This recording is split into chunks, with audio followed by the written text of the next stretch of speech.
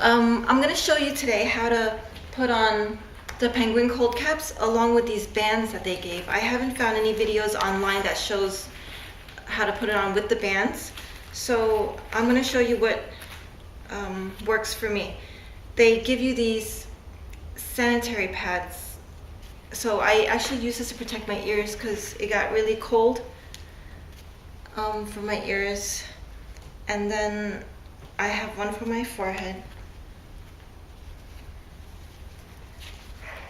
And I also use my hair to cover my scalp. And because my line up here shows, that gets hurt by the cold also. So I put a gauze pad where the bald, not the bald spot, but where there's the part up here. And this is a wig liner, and that helps prevent the hair from snagging. And then after that, we put on the first cold cap. After, it takes about 10 minutes to get it to be cold, warm enough to not hurt my scalp. I noticed that at 36 degrees, I end up burning my scalp. At 31, 32, it's actually okay. So we use a laser thermometer to check, and then after it gets molded so it's soft and flat, we put it on. So usually I hold on to the two straps on the side so that it's even. You're not recording? Bluetooth's not recording? I had to? Oh my god, okay. I thought the camera was recording. Okay, so after this gets really tight and after it gets really tight, I leave the straps undone to accommodate for the bands.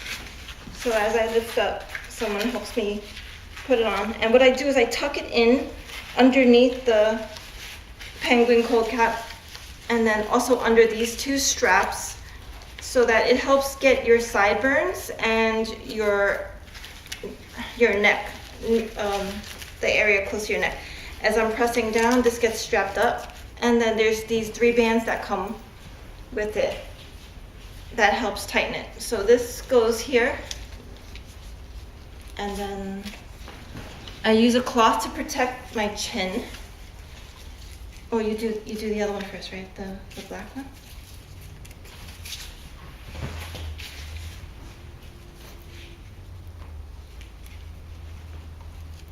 Don't you go around first? So the first one, usually we wrap it around so the band is kind of covering the band and the cold cap at the same time, and that holds it down. And then the next one goes from the chin up. I guess it doesn't matter which order you do it in, but this is just what I'm used to.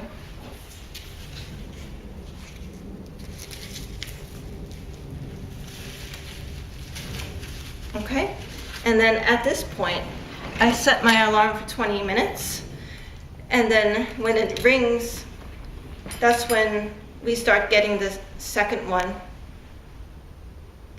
and we start molding it and softening it and warming it up to the right temperature. And now we're going to swap it. Okay, so saying it rings now, 20 minutes, he starts molding it. And in 30 minutes or 25 minutes, we start switching it. So basically, you get a new one every half hour. And we just take off all these bands, the elastic bands first. But I still leave the cap on to keep my scalp as cold as possible while he gets the other one ready. Once that is ready and we're ready to put it on, once he's holding it real close to me because we don't want to lose any time, then this band comes off. And then once this comes off, Usually it's harder when it's frozen. Usually it's stiff and hard when it's frozen, but right now I'm demonstrating with a thawed one.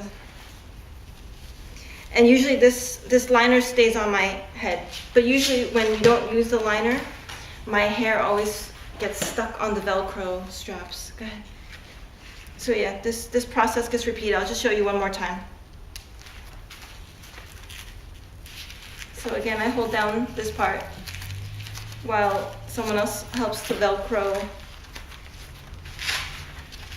the top part so it's tight. And the reason hair is all over my face is because I have a big part at the top of my scalp, and that part really gets burned by the cold if I don't have something covering it. And I wanted to use hair instead of a gauze pad because the gauze pad might be too thick, and if it blocks too much cold, then you might lose more hair at the top of your head.